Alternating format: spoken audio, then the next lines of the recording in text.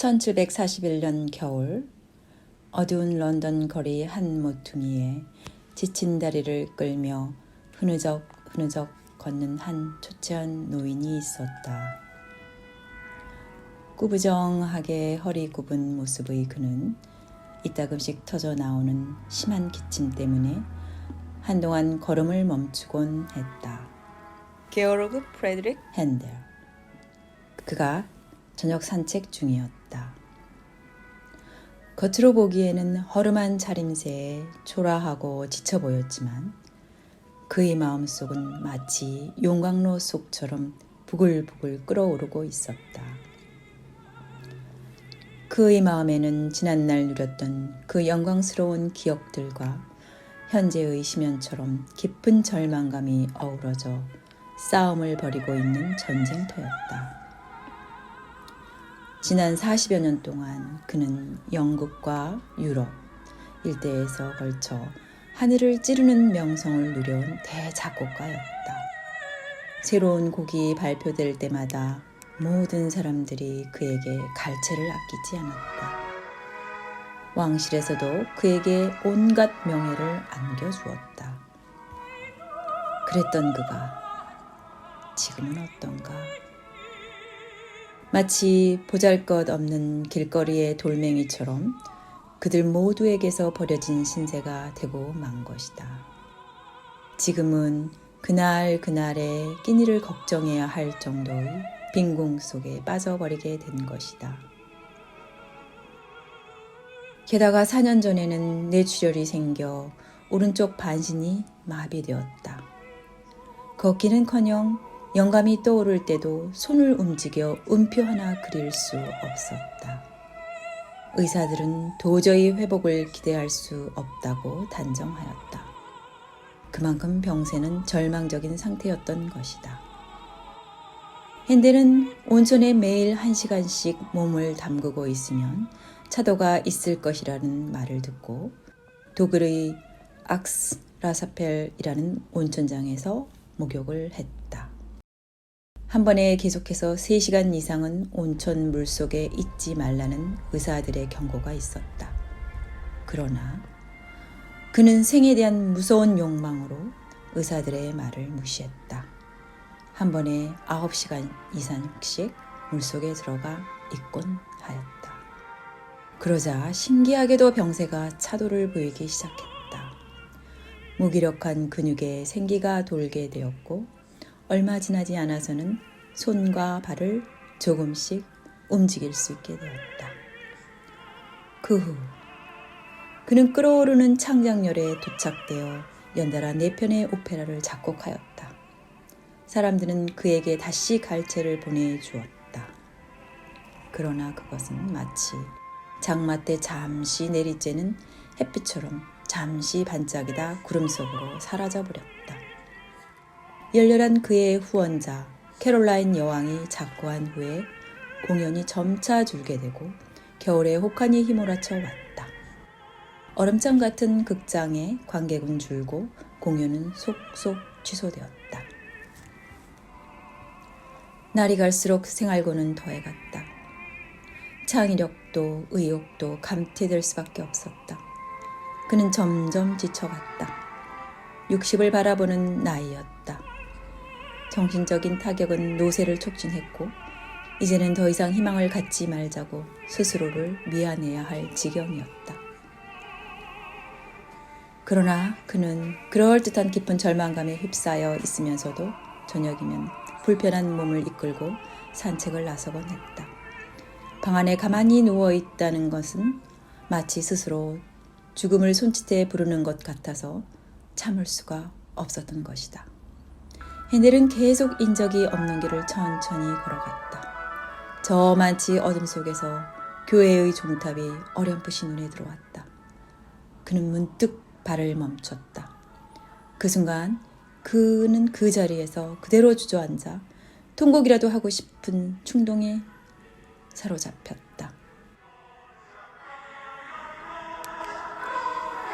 하느님께서는 어찌하여 저에게 소생하는 은혜를 베풀어 주셨다가 또 사람들로 하여금 저를 버리게 하십니까? 어찌하여 저에게 창작 생활을 계속할 기회를 주지 않으십니까? 하느님, 하느님, 어찌하여 저를 버리십니까? 그는 마음속 깊은 곳으로부터 우러나오는 목소리로 울부짖었다.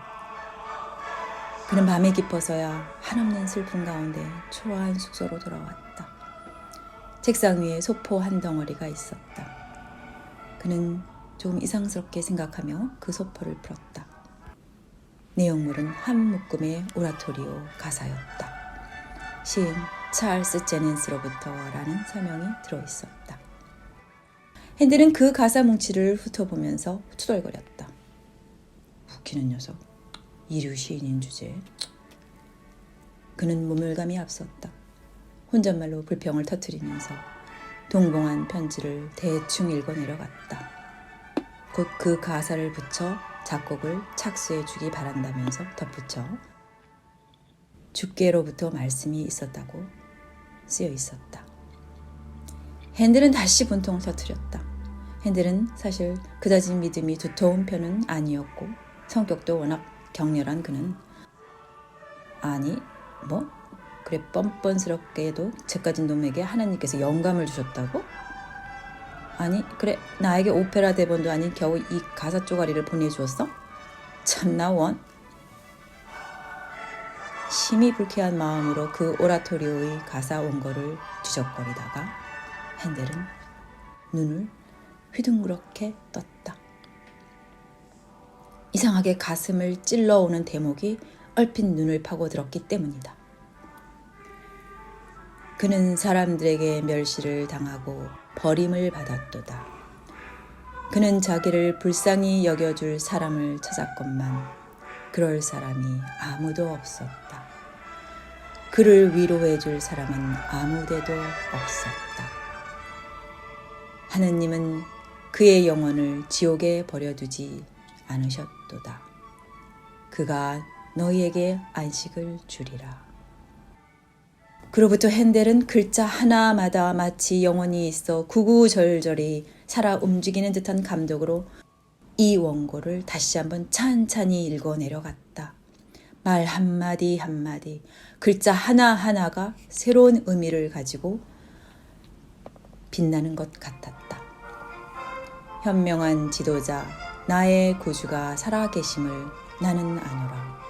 기뻐하라, 할렐루야. 핸델은 황급히 펜을 찾아들었다. 그리고 그 자리에 아무렇게나 앉아 악상이 떠오르는 대로 마구 휘갈겨 악보를 그리기 시작했다. 놀랄만한 속도로 음표가 오선지를 메워 나갔다. 다음날 아침 하인이 조반상을 들여올 때까지도 그는 책상에 엎드려 일을 하고 있었다. 그는 날이 밝아 아침이 된 것도 또 조반상이 들어와 있는 것도 전혀 알지 못하는 것 같았다. 충성스러운 하인의 권고에 따라 빵을 집어 들긴 했으나 일이 정신에 팔려 있는 그는 빵을 입으로 가져가기도 전에 연신 손으로 부스러뜨려 마룻바닥에 떨어뜨리곤 했다. 그러면서 정신없이 악보를 그리다가 미친 사람처럼 벌떡 일어나 방 안을 큰 걸음으로 왔다 갔다 서성거리기도 했다. 때로는 팔을 쳐들어 허공을 후려치기도 하고 큰 목소리로 우렁차게 노래를 부르기도 하였다. 할렐루야, 할렐루야, 할렐루야, 할렐루야, 할렐루야. 눈물이 그의 뺨을 타고 흘러내리고 있었다. 나는 일찍이 그분이 그런 행동을 하는 것을 본 적이 없어요. 하인은 나중에 이렇게 말했다. 나를 빤히 바라보시는 것 같은데 그 눈에는 제 모습이 있지 않았어요. 하늘나라의 문이 열린다고 하면서 하느님이 바로 거기에 계신다고 소리치기도 했거든요. 그분이 정신을 잃은 것이 아닌가 하고 더러 겁이 날 정도였다니까요. 무려 24일 동안 그의 이러한 광적인 망화 상태는 계속되었다. 그는 거의 먹지도 쉬지도 않고 무섭게 일에만 달라붙어 있었다. 그리고는 마침내 기진맥진하여 침대 위에 나가 떨어졌다. 그의 책상 위에는 이 세상에서 가장 위대한 오라토리오, 메시아의 악보가 마구 흩어져 놓여 있었다.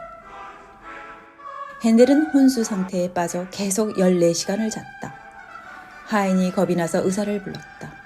그러나 핸델은 의사가 도착하기 얼마 전에 자리를 털고 일어나 하인에게 먹을 것을 요구하였다. 마치 굶주린 들짐승처럼 그는 햄 덩어리를 꾸역꾸역 입으로 틀어놓고 음료수를 한없이 들이켰다. 한참 후에는 그는 불러오른 배를 쓸어내리면서 물러앉아 방금 도착한 의사에게 활짝 웃어 보였다. 선생이 나와 더불어 유쾌한 얘기를 하러 오셨다면 환영하겠습니다. 그렇지만 몸뚱이 이것저것을 쿡쿡 찌르고 툭툭 두드려 보러 오셨다면 돌아가 주십시오. 보다시피 저는 멀쩡합니다. 곡을 완성한 그는 런던에서는 핸델을 받아들이지 않을 것이 뻔했으므로 메시아를 들고 아일랜드로 갔다. 그는 자기 작품을 연주하는데 단 한 푼도 요구하지 않았다. 공연에서 생기는 모든 수입은 자선사업 기관에 보냈다. 메시아는 나를 가장 깊은 절망의 구렁텅이에서 건지는 기적이었다. 이제 이것은 온 세상의 희망이 되어야 한다. 더블린으로 간 그는 합창대를 2개를 하나로 합쳐서 연습을 시켰다. 공연 날이 가까워 옴에 따라 더블린 시민들의 마음은 점차 흥분하기 시작했다. 입장권은 단시일에 매진되었다. 좌석을 더 만들기 위하여 부인들에게는 버팀대를 쓰지 말고 남자들은 칼을 차지 말고 입장하도록까지 요청이 되었다.